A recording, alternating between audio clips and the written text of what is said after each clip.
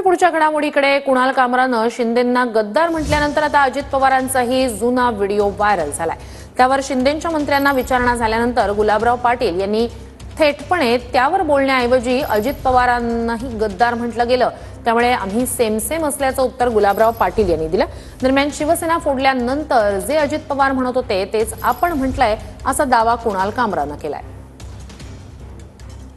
गद्दारी करून 50 खोके एकदम ओके, बारक्या शेंबड्या पोरालाही कळायला लागले 50 खोके एकदम ओके।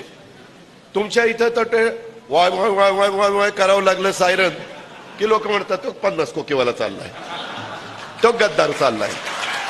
मी म्हणत नाही, लोक म्हणतायत।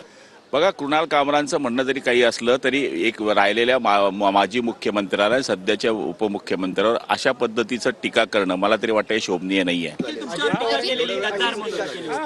हे बघा, अजित पवारांवर पण गद्दार म्हणून टीका झाली, तर तुमचं आमचं सेम।